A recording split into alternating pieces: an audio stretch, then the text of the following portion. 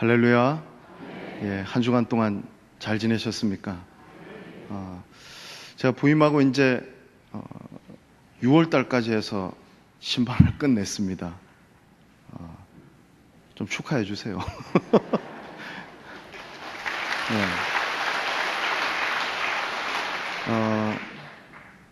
신방을 이렇게 쭉 하면서 또 각 성도님들의 가정의 형편도 또 알게 되고 또 기도의 제목들도 나누게 되어서 또 훨씬 더 여러분들 가까이 다가간 것 같고, 제가 이제 지난 수요일 날 사육 당한다는 이런 표현을 했는데, 그거는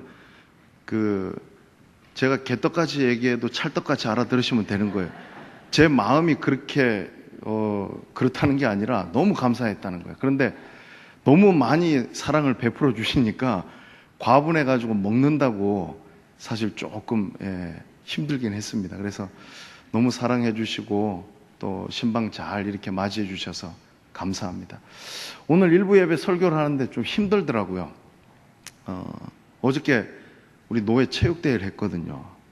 해보니까 제가 한 10년만 젊었어도 그냥 막 펄펄 날아다닐 것 같은데, 근데 제가 깜짝 놀란 게, 우리 저기 성가대에 있는 우리 김광수 장로님 릴레이 하는데, 야, 저분은 뭐 얼마나 건강 관리를 잘해 오셨는지 마지막 판에 그 주자를 한 2명 이렇게 역전을 시키면서 우리 서부 시찰이 꼴등을 면하게 하는데 아주 지대한 공헌을 하신 분이 저기 계시는데 너무나 잘 달리시는 거예요.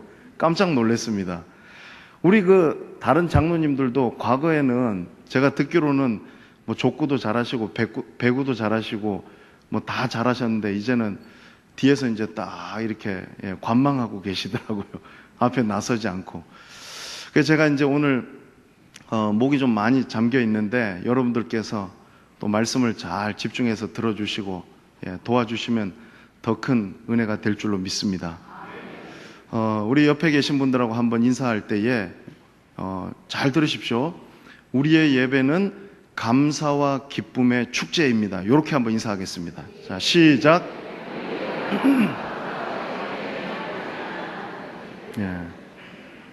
오늘 예배 드리러 오신 여러분들이 울상하면 안 돼요. 잔치집에 가가지고 통곡하고 그러면 안 되잖아요. 오늘 우리의 예배가 기쁨과 감사의 예배가 될 수 있도록 여러분들이 활짝 하나님 앞에 마음 문을 여시기를 주의 이름으로 축원합니다. 여러분, 우리 2017년 우리나라 법정 공휴일이 며칠일까요? 저 아는 분은 대답하지 마시고요. 꼭 일부 예배 참석하시고 퀴즈를 내면은 먼저 대답을 하시니까 뭐 별로 중요한 거 아닙니다. 68일이더라고요.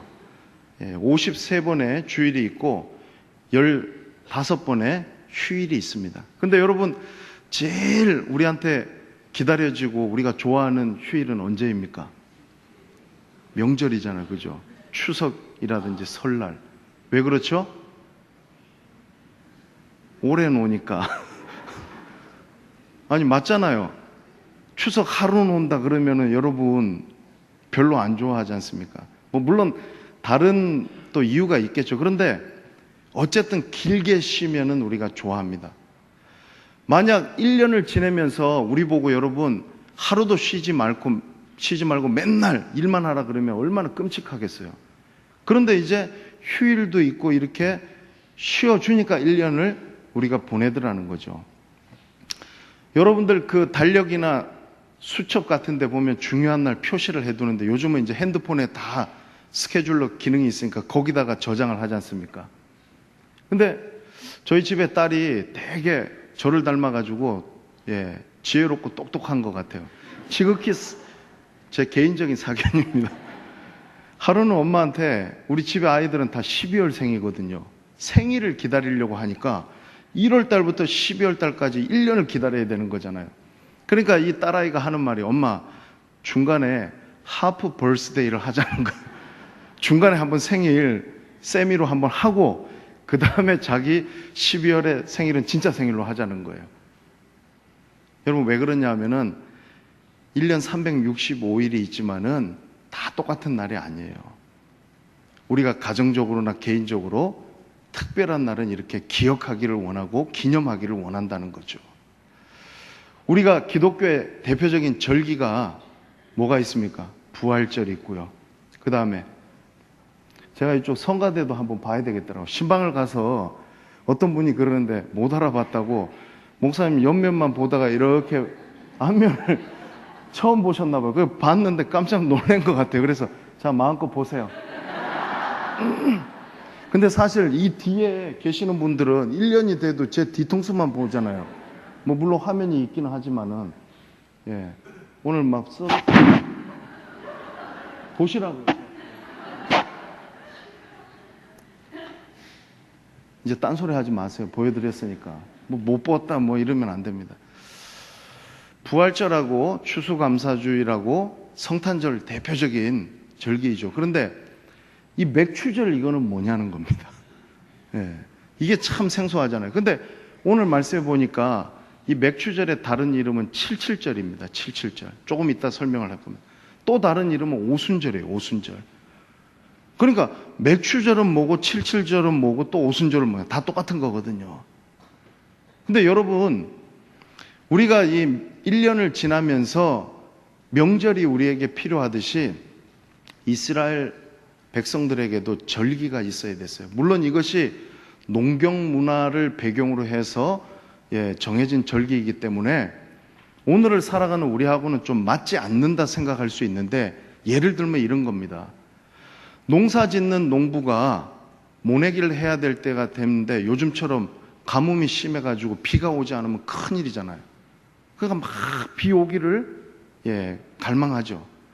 그런데 가을이 돼서는 추수를 할 때 되면은 비가 많이 오면 안 돼요. 그때는 강한 햇빛이 쨍쨍 내리쬐야 된다는 거죠. 또 여러분, 바람도 불어야 되고 이슬도 필요하다는 겁니다. 그런데 사람이 이 자연 환경을 우리가 만드는 게 아닙니다. 누가 만드시죠? 하나님께서. 그러니까 그 받은 은혜를 기억하면서 감사하면서 살라는 거죠. 절기는 그런 겁니다, 여러분. 그러면 저와 여러분들처럼 농사 짓지 않고 도시에 사는 우리도 우리 1년의 삶을 한번 생각해 보시면은, 여러분 1년 내내 병원도 한번 안 가고 건강하게 사십니까? 뭐 감기도 들기도 하고 배탈도 나기도 하고 그렇지 않습니까? 또 여러분 살아가다 보면은 또 사고가 나서 넘어져서 뼈도 다치기도 하고 교통사고도 나기도 하는 거예요. 그런데도 참 기적과 같이 하나님 은혜로 또 한 해 한 해를 우리가 살아가고 있다는 겁니다. 그러니까 하나님 앞에 감사해야 된다는 거죠. 그래서 여러분, 절기는 다른 게 아니라 1년을 보내면서 우리가 하나님과 함께 동행하면서 살라는 의미입니다. 그리고 하나님께서 우리에게 베풀어 주신 은혜를 잊지 말고 기억하라고 그렇게 주신 것이 바로 이 구약에 나오는 절기라고 생각하시면 됩니다. 근데 여러분, 맥추절이 이제 뭐냐는 거죠. 오늘 말씀에 9절에 보니까 뭐라고 나옵니까, 여러분? 9절 말씀에 7주를 셀지니, 7주라는 거예요. 7주. 자, 그러면 여러분 77에 뭡니까? 49잖아요. 7주를 7번 세라는 거예요. 그러니까 49인데 언제부터 세냐 하면은 초실절부터 세는 거예요. 그날은 언제냐면 안식일, 레위기 23장이나 출애굽기 34장에도 맥추절에 대해서 나오는데 안식일 지난 이튿날부터 세는 거예요. 그러면 그때 하나가 되고 1 플러스 77에 49잖아요. 그러면은 1 더하기 49는 50. 그래서 50번째 되는 날을 신약의 사도행전 2장에 나오는 오순절로 그렇게 지킨다는 거예요. 그러니까 77절과 오순절은 맥추절의 또 다른 이름이라는 거예요. 근데 어떤 분들은 맥추절이라고 하니까 자기가 옛날에 예수 믿기 전에 좋아했던 맥주를 이렇게 잘 기억하세요, 여러분. 맥추하고 맥주절이 아닙니다. 물론 맥추라는 말은 보리와 밀을 말하는 거죠. 모맥. 그러니까 모맥을 거두는 시기. 그러니까 지금으로 말하면 오늘날 달력으로 한 봄 추수기 3월, 4월을 말하는 거예요. 보리의 첫 수확을 거두는 때로부터 밀의 첫 수확을 거두는 그 기간을 말하는 거예요. 그러니까 여러분, 가을에 추수가 있지만은 봄에 추수를 하면서 한 해의 반을 지난 것을 하나님 앞에 감사하는 절기가 맥추절이라는 거예요. 여러분들 잊어버리시지 말라고 제가 교회 처음 나온 분 중 가운데서 이제 우리가 2주 뒤에 성찬식을 하잖아요. 그러면 자기는 세례를 안 받아가지고 성찬식 하는 사람을 되게 부러워하는 분들이 계시더라고요. 나도 저 성찬식 해야 되겠다. 그러면 그런 분들은 빨리 새가족 교육 받으시고 세례 받고, 그러면 세례 교인 되면 성찬에 참여할 수 있습니다. 그런데 여러분, 그 성찬식 참여하기를 원하는 분들 가운데서 교회에서 주는 그 포도주가 우리가 저 바깥에서 마시는 술이라고 생각하셨던 분이 있나 봐요. 그래서 제가 한 번은 전에 있던 교회에서 성찬식을 이렇게 하는데요, 그 성찬기를 들고 장로님들이 그분 앞에 이렇게 탁 내밀었더니 그분이 아주 정중하게 두 손으로 그 포도즙이 있는 잔을 탁 받아들고 양손으로 탁 대고 고개를 살짝 돌리더니 바깥에서 소주잔 기울이듯이 쫙 마시고 나서, 야, 그게 끝인 줄 알았는데 마지막에 캬 하더라고요. 깜짝 놀랐어요. 여러분 조심하세요. 바깥에서 그거 마시는 버릇 가지고 성찬식 하다 나도 모르게 캬 이렇게 하면 안 돼요. 여러분, 교회에서 우리 성찬식 할 때 쓰는 거는 직접 담그기도 하지만 알코올이 들어가지 않은 거예요. 포도주스, 포도즙을 주는 것이지 포도주를 주는 게 아니라는 거예요. 그래서 맥추절을 여러분 기억할 때에, 여러분 우리가 구약에 보면은 하나님께서, 여호와 하나님께서 남자들은 1년에 3번 나한테 와서 얼굴을 보이라 그랬는데 그게 뭐냐면 첫 번째가 6월절이잖아요. 출애굽한 것을 기념하고 감사하는 날이에요. 그 다음에 뭡니까? 77절이잖아요. 이거는 뭐냐면은 우리가 모맥을 거두는 시기에 감사하는 절기라는 거예요. 그 다음에 세 번째가 뭐냐면은 초막절이라는 거예요. 우리가 지금 지키고 있는 추수감사주일, 가을의 추수의 완성을 감사하는 날이라는 거예요. 그래서 오늘 맥추절을 지키는 저와 여러분들이 하나님께서 우리 삶 가운데 베풀어 주신 은혜에 감사하는 마음으로 하나님 앞에 예배드리는 저와 여러분들 되시기를 주의 이름으로 축원합니다. 근데 여러분, 이 맥추절을, 절기를 지킨다는 것은요, 또 다른 의미로 말하면은 아주 중요한 의미가 있잖아요. 그것은 뭐냐면 하나님께서 이 이스라엘 백성들을요, 예배의 공동체로 부르셨다는 거예요. 절기는 여러분 다른 말로 하면은 축제잖아요, 축제. 그 안에 예배가 있고, 그 안에 교제가 있고, 그 안에 나눔이 있고, 기쁨이 있고, 하나님이 주시는 복과 은혜가 있는 것이 바로 절기로, 축제로 지키는 것이라는 겁니다. 그 증거가 있는데 그게 뭐냐면 오늘 이제 본문 말씀을 한번 보시기 바랍니다. 10절 말씀에 보면은요, 제가 한번 읽어드릴게요. 내 하나님 여호와 앞에 77절을 지키되라고 했습니다. 여기서 동사가 뭐냐면 지키되예요. 제가 영어 써서 죄송한데 celebrate 하라는 거예요. 축하하라는 거예요. 그 다음에 11절 말씀에 제일 마지막에 보십시오. 내 하나님 여호와 앞에서 즐거워하라 그랬어요. 즐거워하라. 이거는 영어로 하면 rejoice예요. rejoice. 기뻐하라, 즐거워하라. 자, 그리고 12절 말씀에 보면은 제일 마지막에 보니까 이 규례를 지켜 행할지니라. 이거는 영어로 하면 observe. 지키라는 거예요. 근데 이게 서로 다른 말로 번역되어 있는데 히브리 동사로는 같은 어근이에요. 기념하고 축하하라는 겁니다. 그러니까 다른 말로 하면은 이렇게 하나님이 주신 은혜에 감사하고 모이는 너희들은 예배 공동체로서 너희가 그 안에서 즐거워하고 기뻐하는 예배를 드리라고 하나님께서 말씀하고 계시다라는 겁니다. 여러분, 저와 여러분들도 하나님 앞에 예배의 공동체로 부름받은 줄로 믿습니다. 여러분, 주일은 죽일 날이 아닙니다. 주일에 와가지고 봉사 많이 한다고 해가지고 힘들어 죽겠다 그러면 안 돼요. 왜? 우리가 육신적으로만 쉰다고 해가지고 잘 쉬는 게 아니에요. 사람은 영적인 존재이기 때문에 우리가 영적으로 충만한 은혜를 받아야지 진정한 자유와 기쁨을 누릴 수 있는 줄로 믿습니다. 주일날 나와서 예배하고 하나님을 기뻐하는 사람에게는 그와 같은 은혜와 축복을 하나님께서 주시는 줄로 믿습니다. 그래서 저와 여러분이 하나님 앞에 나와서는 하나님 앞에 기쁨과 감사로 축제의 예배를 드릴 수 있어야 된다는 거예요. 그래서 저는요, 주일이 다가오면은 항상 제 마음속에 그런 마음이 있는 거예요. 우리 성도들이 이번 주일에도 하나님 앞에 나와서 예배 드리는 가운데에 모든 걱정, 근심들이 떠나가고, 우리 성도들이 세상에 가지고 있던 모든 질병의 문제와 고통들을 다 해결받고, 오직 이 예배를 통하여서 우리가 하나님의 영광만을 바라보면서 예배를 통하여서 여러분의 심령들이 회복되어지고 정말로 신앙생활하는 것이 행복하다고 느끼면서 그렇게 살아갈 수 있으면 좋겠다. 그게 저의 소망이고 저의 간절한 바람인 줄로 믿습니다. 예배 드리는 자에게 하나님께서 그와 같은 은혜와 축복을 주시는 줄로 믿습니다.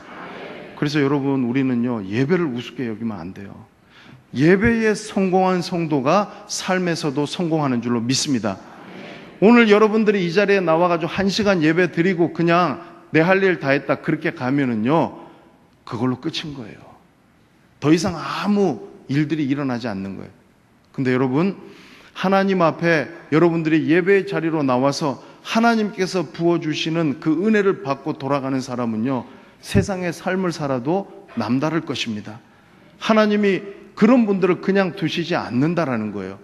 부흥하는 교회의 특징이 있으면은 그것은 예배 가운데 성령의 임재가 있고, 예배 가운데에 말씀이 들려지고, 예배 가운데 기름 부으심의 은혜가 있고, 예배가 살아나고, 예배가 정말로 하나님의 영광을 바라보는 예배가 되어질 때에 그런 교회가 부흥하게 될 줄로 믿습니다.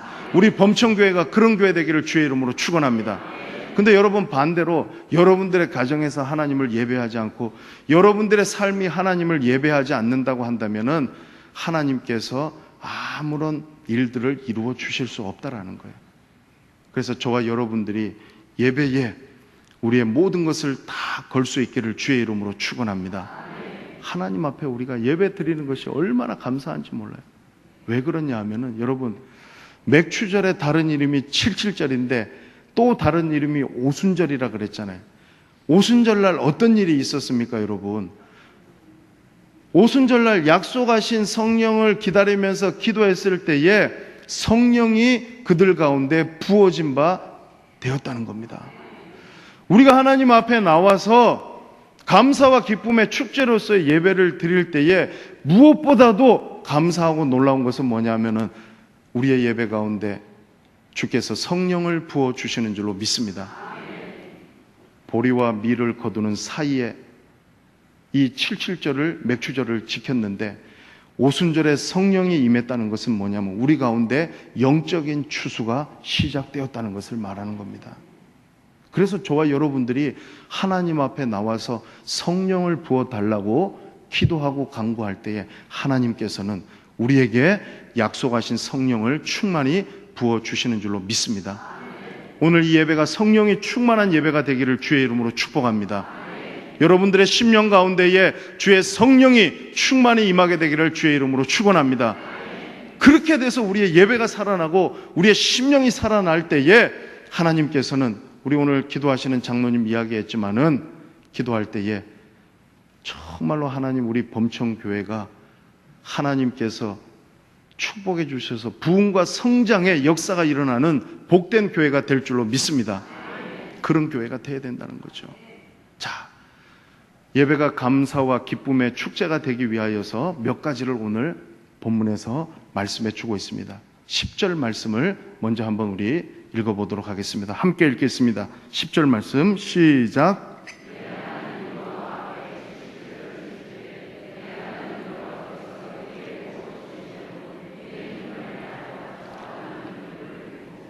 예, 아멘. 여기 말씀해 보니까 내 하나님 여호와께서 내게 복을 주신 대로라는 말이 있어요. 여러분, 복 받으셨죠? 예, 복 안 받았다고 생각하면 안 되는 거예요. 자, 그러면은 어떤 복 받으셨어요? 어떤 복? 많은 복 받았잖아요. 건강의 복도 받았고, 또 받았고 자녀의 복도 받았고 여러분 마음이 기쁘고 즐거운 복도 받았고, 그런데 가장 큰 복은 뭐냐면은 여러분, 저와 여러분들이 구원받았다는 사실입니다. 에베소서 1장 3절에 찬송하리로다. 우리 주 예수 그리스도의 아버지 하나님께서 우리에게 하늘의 신령한 복 주시되. 여러분, 저와 여러분들은 신령한 복 받은 줄로 믿습니다. 복을 자꾸 물질하고만 단면적으로 관련시켜서 생각하지 말잔 말입니다. 신령한 복이 더 중요한 거죠. 그래서 여러분, 우리는 범사가 잘 되기 때문에 영혼이 복 받은 게 아니에요. 우리의 영혼이 먼저 복을 받아야지 범사가 형통한 줄로 믿습니다. 자꾸 예수 믿으면서 헷갈리는 게 뭐냐 하면은 이것도 주셔야 되고 저것도 가져야지 내 영혼이 잘 된다. 아닙니다, 여러분. 그것도 없고 저것도 없어도 하나님께서 우리를 영적으로 축복해 주시면 내 영혼이 잘됨과 같이 범사가 잘 되게 될 줄로 믿습니다. 순서가 바뀌지 말잔 말이에요. 분명한 것은 뭐냐면 하나님은 우리에게 복을 주시는 분이시라는 거예요. 사람이 주는 게 아니라 하나님께서 주신단 말이에요. 근데 문제가 있어요. 복을 받았으면은 받았다고 인정을 해야 되는데 안 받은 것처럼, 아니면 받지 않은 것처럼 그렇게 살아갈 때가 많다라는 거죠. 자, 여러분 예를 한번 들어보겠습니다. 아주 귀한 물건을 잃어버렸는데 누가 그걸 다시 되찾아 줬습니다. 그러면 후사를 해야 될까요? 살해를 해야 될까요? 말아야 될까요? 예, 여러분들은 참 착한 사람들입니다. 근데 아까워가지고 후사 안 해야 되겠다, 그런 분들 때문에 제가 말씀드리면 법적으로요, 유실물법에 어떤 사람이 내가 잃어버린 것을 다시 찾아주면은 후사해야 됩니다. 법적으로 100분의 5에서 100분의 20 사이에서 그 사람에게 해야 된다는 거예요. 그게 마땅한 거라는 거예요. 근데 여러분, 우리가 만약에 살아가면서 하나님이 주시는 은혜와 축복은 받아놓고 나는 아무것도 받지 않은 것처럼 나는 하지 않겠습니다, 인정하지 않으면 안 된다는 거예요. 오늘 말씀해 보십시오. 내 하나님 여호와께서 내게 복을 주신 대로. 하나님께 저와 여러분들은 복 받았으면은 그 받은 복을 인정할 줄 아는 그런 저와 여러분들 되시기를 주의 이름으로 축원합니다. 인정한다는 것은 뭡니까, 여러분? 여기 말씀에 보면은 뒤에 나오는 말씀에 내 힘을 헤아려 자원하는 예물을 드리라는 겁니다. 자, 큰 절기 3번을 지키라고 할 때 하나님이요, 뭐라고 말씀했냐면, 우리가 읽지는 않았지만은 신명기 16장 16절 17절 말씀에 보면은 제가 한번 읽어 드릴게요. 너희 가운데 모든 남자는 1년에 3번 곧 무교절과 칠칠절과 초막절에 내 하나님 여호와께서 택하신 곳에서 여호와를 배웁되, 자, 따라서 합니다. 빈손으로 여호와를 배웁지 말고 각 사람이 내 하나님 여호와께서 주신 복을 따라 그 힘대로 드릴지니라. 아멘. 여러분, 하나님이 뭐가 부족해서 우리한테 내놓으라고 하는 게 아니죠. 그런데 빈손으로 보이지 말라는 거예요. 그거는 다른 의미가 아니라 우리가 하나님 앞에 복 받았으면은 그 받은 복에 대한 표시를 하고 인정을 할 줄 알아야 된다는 거죠. 그래서 여러분, 여기 말씀에 보니까 중요한 원리가 있는데 그게 뭐냐 하면은 능력의 범위 내에서 힘 닿는 대로 하나님 앞에 드리라는 겁니다. 또 하나는 뭐냐면 여러분, 고린도후서 9장 6절 7절 말씀에 나오는 것과 같이 심는 대로 거둔다는 거예요. 각각 그 마음에 정한 대로 할 것이요 인색함으로나 억지로 하지 말지니 하나님은 즐겨내는 자를 사랑하시느니라. 아멘. 여러분, 아무리 적은 부분이 되었더라도 하나님 앞에 자발적으로 드리실 수 있기를 바랍니다. 여러분, 교회는요, 헌금해라, 그런 데가 절대 아닙니다. 오해하지 마세요. 예수님 안 믿는 분들 가운데서 교회 가니까 자꾸 헌금하라고 해서 내가 시험 들어서 못하겠다. 여러분, 그거는요, 예수님은 너무 좋은데 그것 때문에 더 좋은 것을 못 보는 거예요. 그럼 자기 손해라는 거예요. 헌금 안 하셔도 돼요. 그런데 오늘 여기서 말씀하는 것은 뭐냐 하면은 하나님이 너의 삶 속에서 주신 복이 있다고 한다면은 그 부분에 대해서 좀 인정하라는 거예요. 하나님 앞에 그것들을 드리게 되어지면 하나님께서 더 많은 것들로 너의 삶 가운데 주실 것을 하나님께서 우리에게 약속해 주고 있다라는 거죠. 한 가지 재미난 통계가 있더라고요. 여러분, 미국 사람들이 1년에 11조를 얼마나 할까요? 여러분, 놀라지 마세요. 1,000만 명이나 되는 미국 사람들이 1년에 하는 11조 액수가요, 500억 달러예요. 500억 달러. 예. 우리나라 돈으로 환산하면은 1대 1,200을 보면은 60조입니다. 60조. 그러니까 우리가 미국을 우습게 보면 안 돼요, 여러분.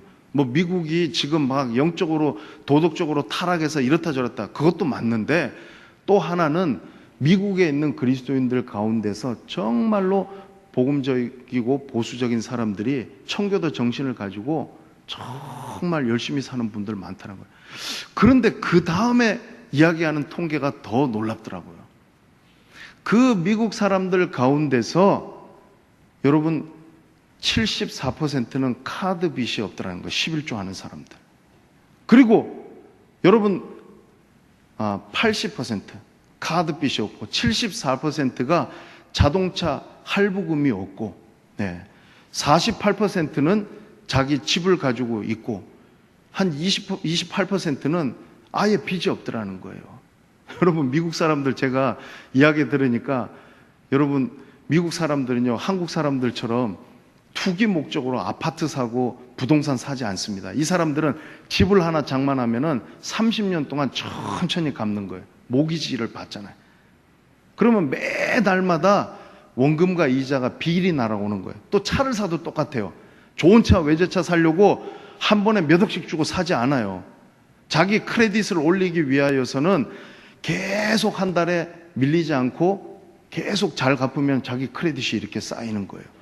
그래서 우스갯소리로 여러분, 미국 사람들이 매달마다 빌을 받잖아요. 그래서 빌빌빌 하면서 그렇게 살다가 빌빌거리다가 죽는다. 그런 이야기를 하더라고요. 여러분, 제가 뭘 말하는 겁니까? 10만 원 버는 사람이 10,000원 11조 하라 그러면요, 그거 쉽게 할 수 있어요. 근데 여러분, 10억 버는 사람 보고 1억 11조 하라 그러면 그게 한순간에 되겠냐는 거예요. 축제로서의 절기를 지키는 너희들이 1년을 지나면서 내가 너희들한테 베풀어준 그 은혜를 기억한다고 한다면은 그걸 인정하는 사람은 나에게 빈손으로 보이지 말라는 거예요.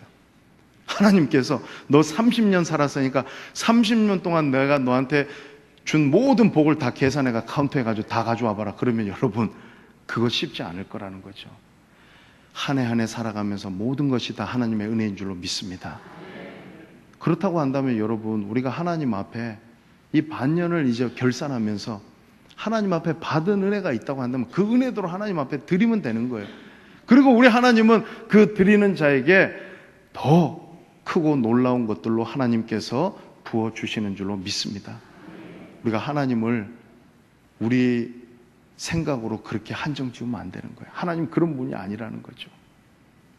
그리고 축제로서의 절기를 지키는 그 이스라엘 백성들에게 하나님께서 또 하나 말씀하신 게 있어요. 그것이 뭐냐면 너희가 나한테만 가지고 와서 드리고 끝내라. 그 말씀을 하신 것이 아니라 오늘 본문 11절 말씀에 보세요. 또 한번 11절 말씀 읽어볼까요, 우리? 자, 같이 한번 읽겠습니다. 시작.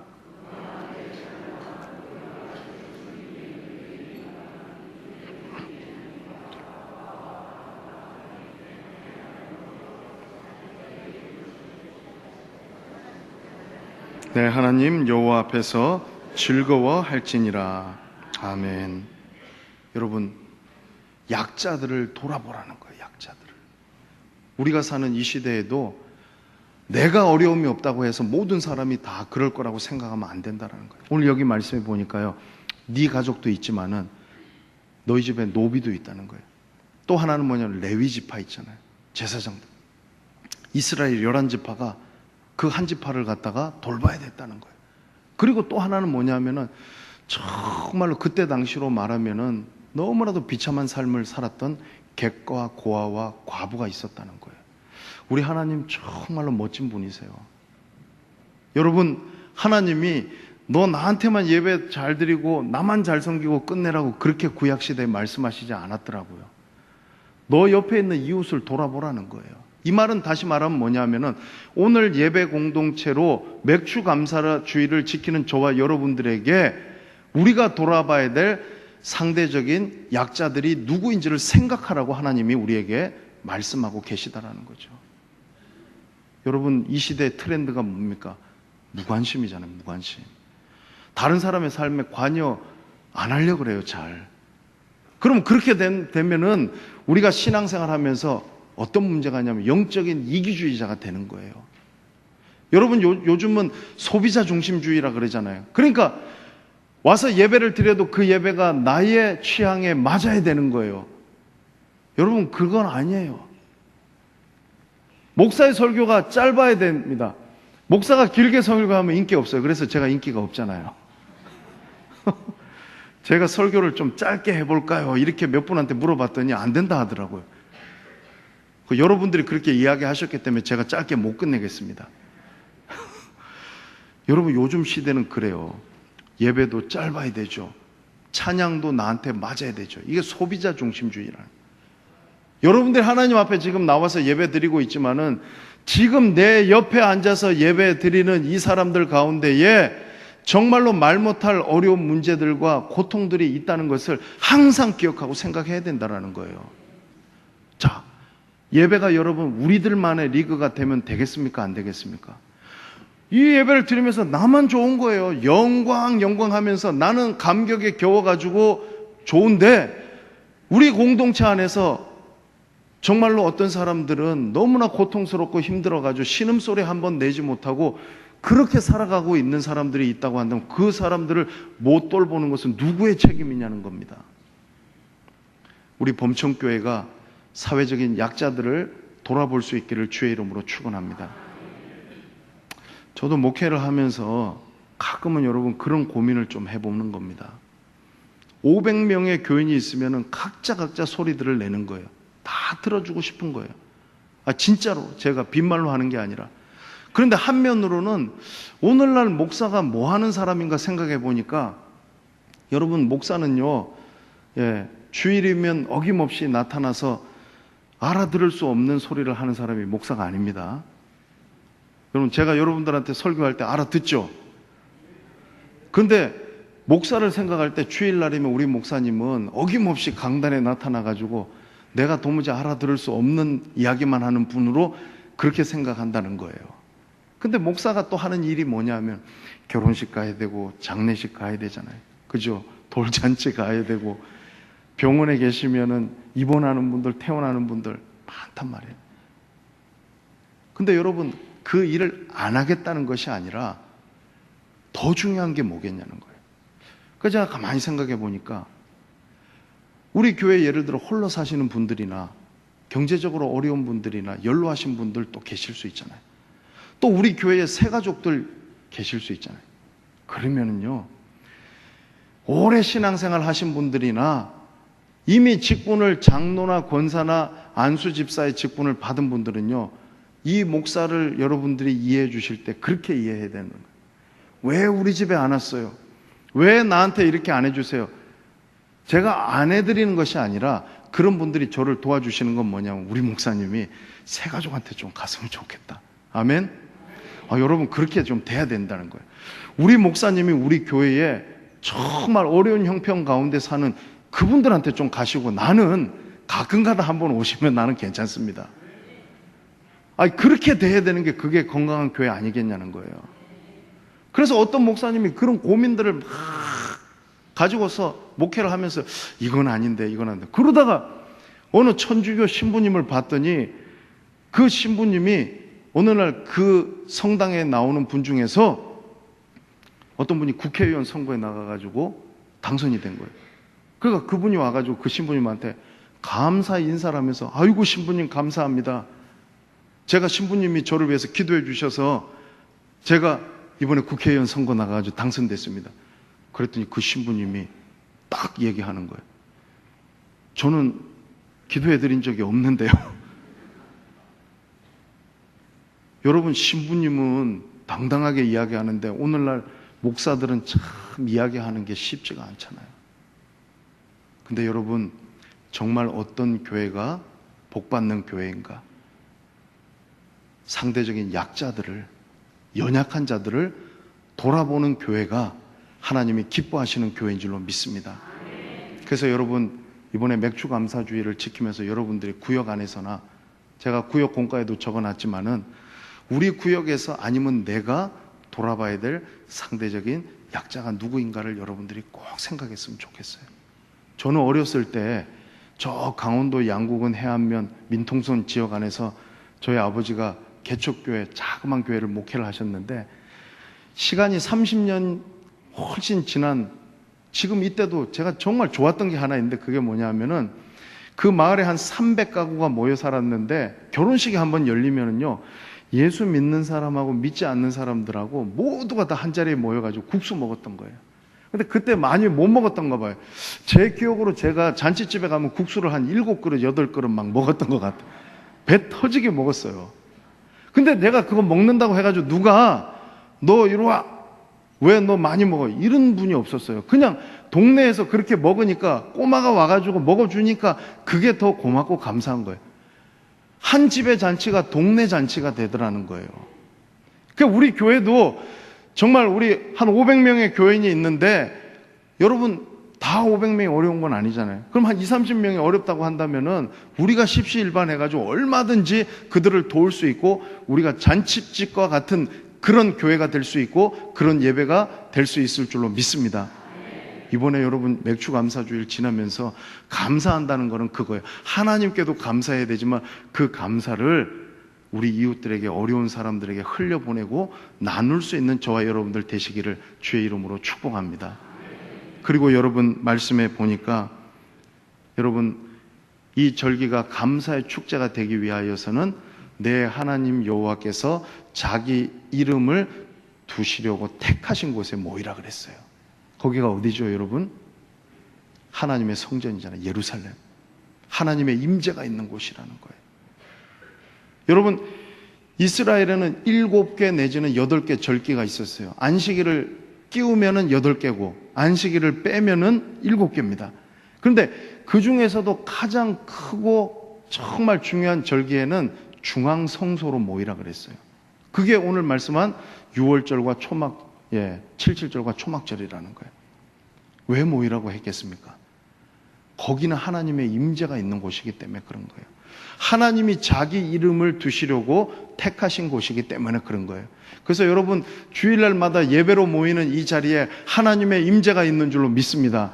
하나님의 영광이 있는 줄로 믿습니다.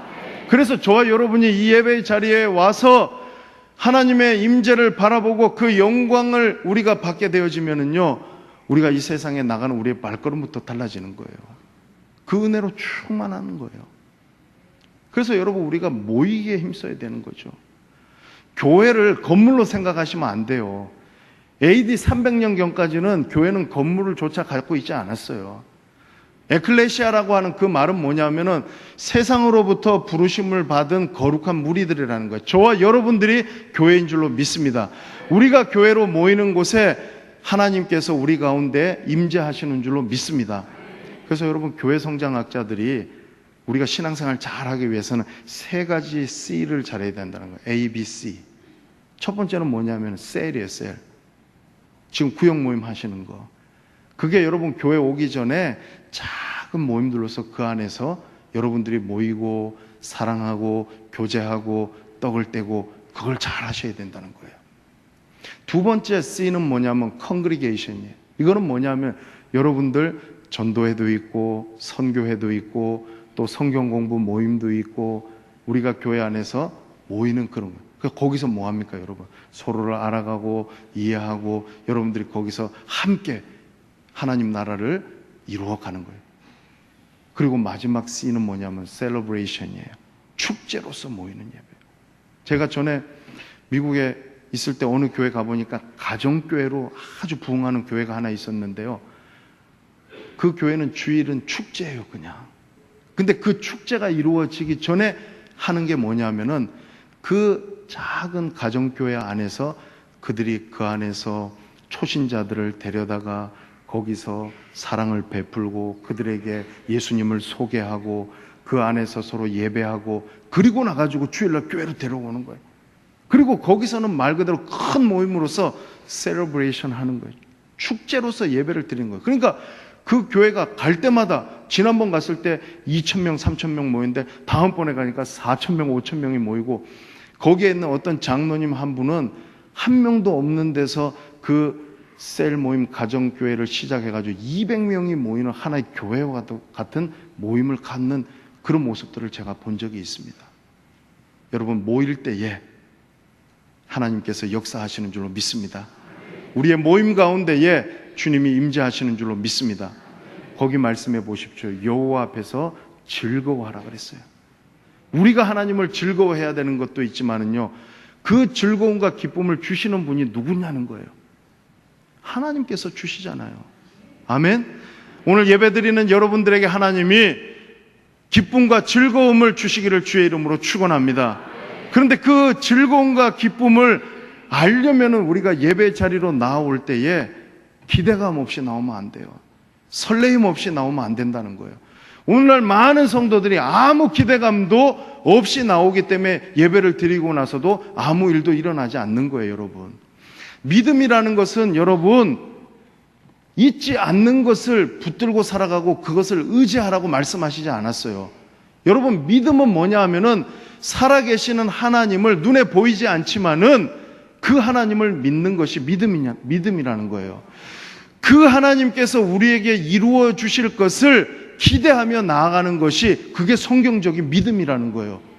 그래서 여러분, 오늘 예배 드리러 나올 때 여러분이 이번 주에는 하나님께서 이 강단을 통하여서 나에게 어떤 은혜를 주시고 하나님께서 나에게 어떤 말씀을 주실 것이냐를 기대하며 나올 때에 여러분들의 심령 가운데에 하나님께서 주시는 놀라운 은혜와 축복이 임하게 될 줄로 믿습니다. 여러분, 정말 중요한 거예요. 매주 나오니까 그냥 나오니까 기대감 없이 하나님을 그런 분으로 우리가 생각하면 안 된다는 거예요. 하나님 앞에 기대하며 나오실 수 있기를 주의 이름으로 축원합니다. 그래야 할 때 하나님께서 여호와를 기뻐하는 것이 너 힘이라 그랬습니다. 하나님은 우리에게 기쁨과 즐거움을 주실 줄로 믿습니다. 마지막입니다. 12절 말씀에 보니까 십계명 서문에도 나오고 있듯이 아주 중요한 말씀이 하나 나오는데 이 말씀 여러분 꼭 기억했으면 좋겠습니다. 너희를 애굽 땅 종되었던 곳에서 인도하여 낸 내 하나님을 기억하라는 거예요. 여러분, 이스라엘 백성들은요, 자기들이 열심히 수고해도 그 수고한 대로 대가를 누릴 수 없었잖아요. 그게 종이에요. 그런데 지금 뭐가 달라졌냐면은 하나님이 그들을 애굽 땅 종되었던 곳에서 인도하여 내시니까 이제는 그들이 손으로 수고하면 하나님이 복을 주시면 그 대가를 누리게 되었다는 거예요. 그러니까 하나님 앞에 감사해야 되고, 그러니까 기뻐하고 즐거워하면서 하나님 앞에 축제로서의 절기를 지켜야 된다는 거예요. 오늘 하나님 앞에 예배 드리러 나온 저와 여러분들이 꼭 기억해야 될 것이 있어요. 저와 여러분들도 죄와 사망의 종되었던 자들이라는 거예요. 그런 저와 여러분을 하나님께서 어떠한 은혜로 구원해 주셨는지 기억하라는 거예요. 네 주제를 좀 알고 하나님 앞에 왜 감사하지 못하냐는 거죠. 감사하라는 겁니다. 구원 받았습니까? 하나님을 찬양하십시오. 하나님의 은혜를 받았습니까? 하나님 앞에 즐거워하고 감사하십시오. 하나님이 그와 같은 은혜를 우리에게 베풀어 주셨기 때문에 우리가 감사하지 않고 그 기쁨을 누리지 않겠다고 하는 것은 하나님 앞에 은혜는 받아놓고 감사하지 않는 배은망덕한 것과 같다는 거예요. 저와 여러분이 죄의 종 되었을 때에 우리를 구원해 주신 그 하나님, 그 은혜를 저와 여러분이 기억하면서 오늘 예배드리는 저와 여러분이 하나님 앞에 그 구원에 대한 기쁨과 감격에 겨워서 하나님 앞에 예배할 수 있는 저와 여러분들 되시기를 바랍니다. 이 맥주 감사 주일을 지내면서 하나님이 반년 동안 여러분들에게 주셨던 그 은혜 기억하면서 먼저 하나님 앞에 감사하시고 우리 주변에 있는 약자들을 돌아보게 됨으로 말미암아서 우리 교회가, 여러분들의 가정이 더욱더 하나님의 크신 은혜로 충만케 되는 놀라운 은혜가 임하기를 주의 이름으로 축원합니다.